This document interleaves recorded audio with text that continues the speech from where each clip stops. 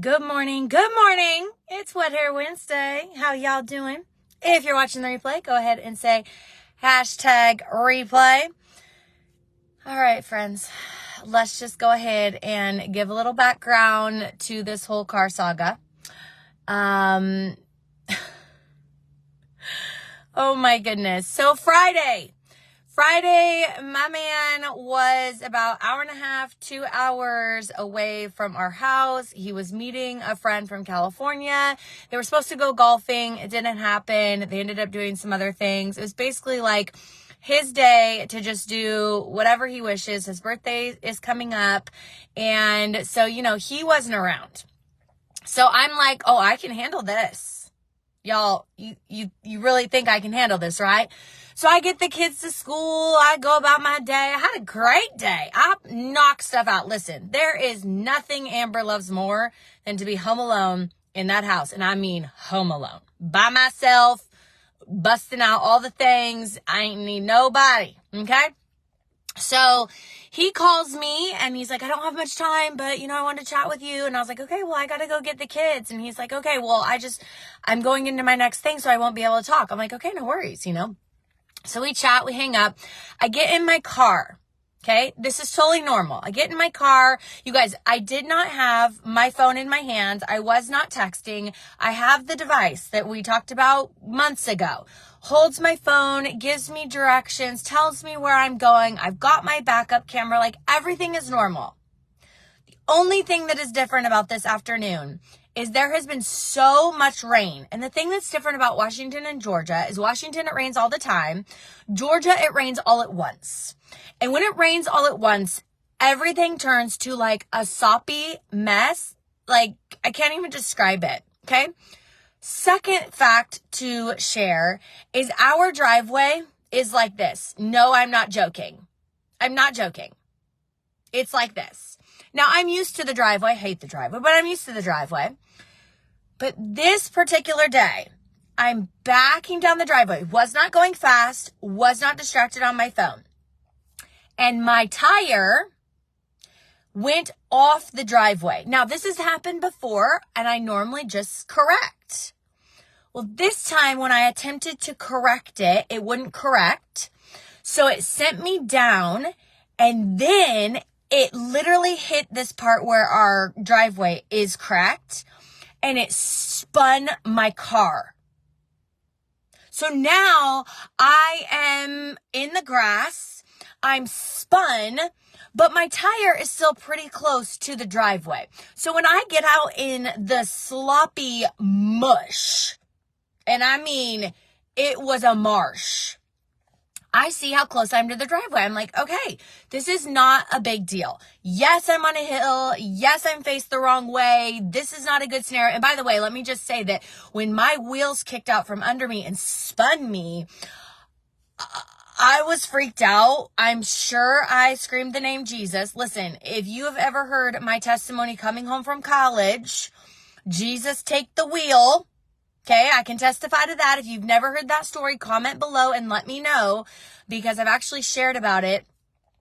Trauma. Like I've literally had to be healed from PTSD from cars, and my husband would probably still say I'm probably not completely healed, but cars and oh my goodness. So I'm faced down the hill. Now, mind you, my driveway is like this, but yet over my driveway, it's like this. It's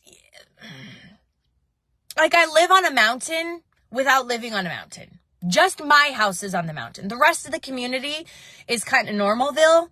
They have some, off driveways. But again, I get out of the car in Marshville and I look behind me and I'm like, oh my goodness, I can just gun it in reverse and hit the pavement or the driveway and be good to go. Well, I did that. And it dug me in further, my tires. So I left the car on because I'm still bound and determined that I'm going to be able to pick up my children. I have to pick up my children. My husband is an hour and a half, 2 hours away. I'm on mom duty. Like, my husband is never gone. It's me who leaves, My husband does not ever travel by himself. It's me who leaves. Surely Amber can handle life. Like mama 4 kids life. Surely I can. Somebody.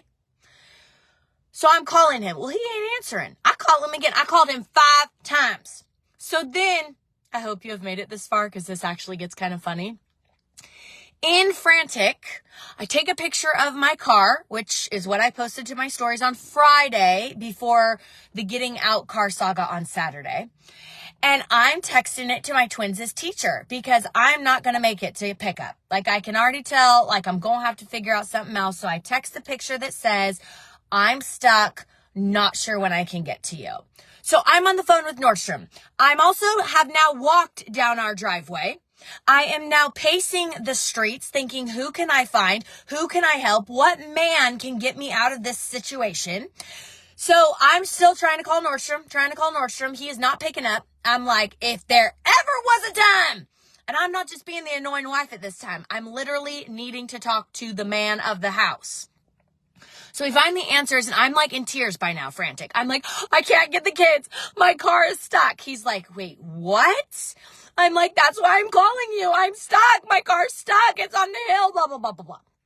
He's like, well, I can't get the kids. I'm way too far away. I'm like, I know. I don't know what to do.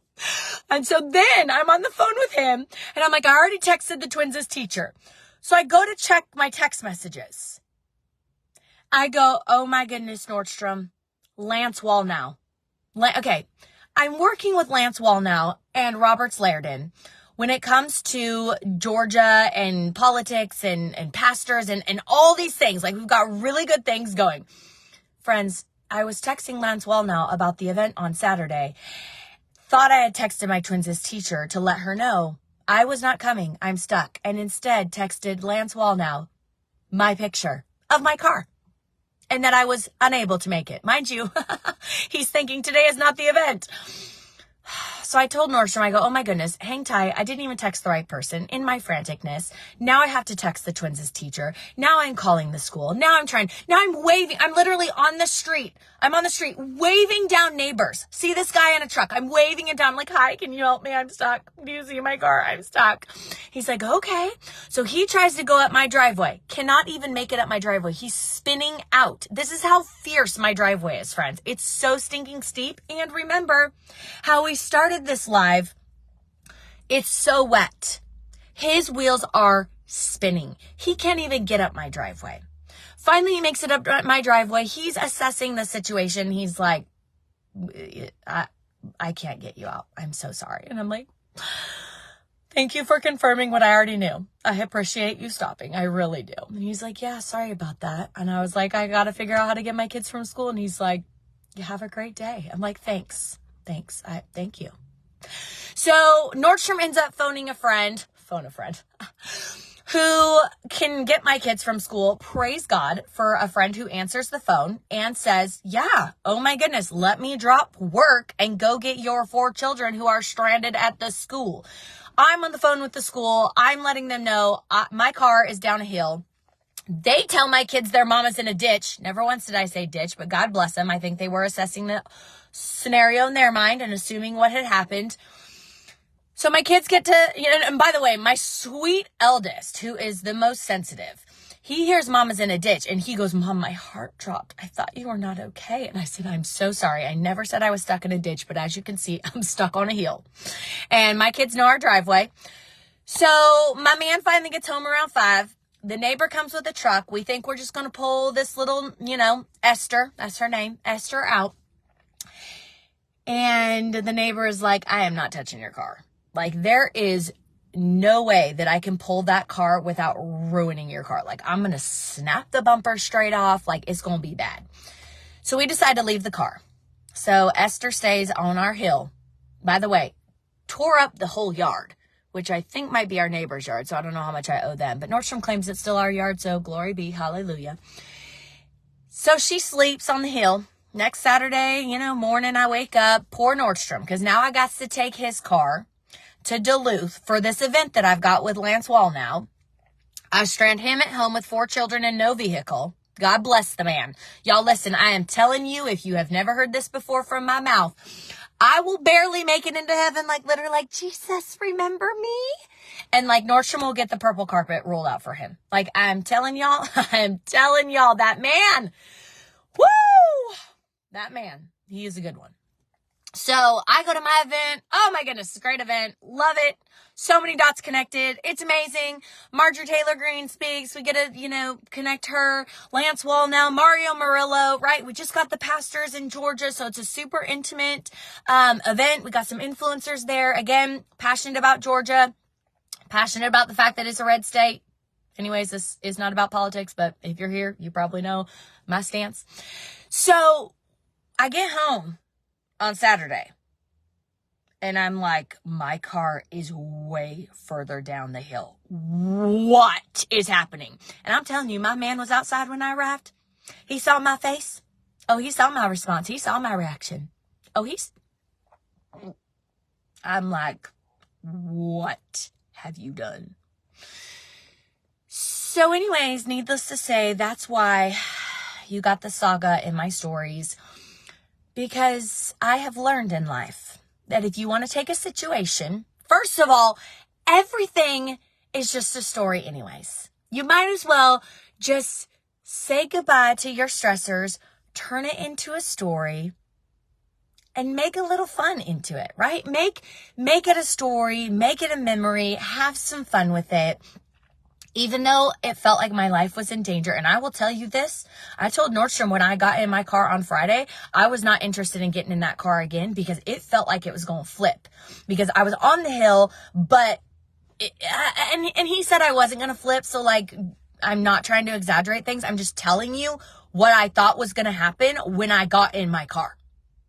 And it felt like I was going to down the hill. And my heart, So anyways, I recorded the thing and I stuck snippets in my story.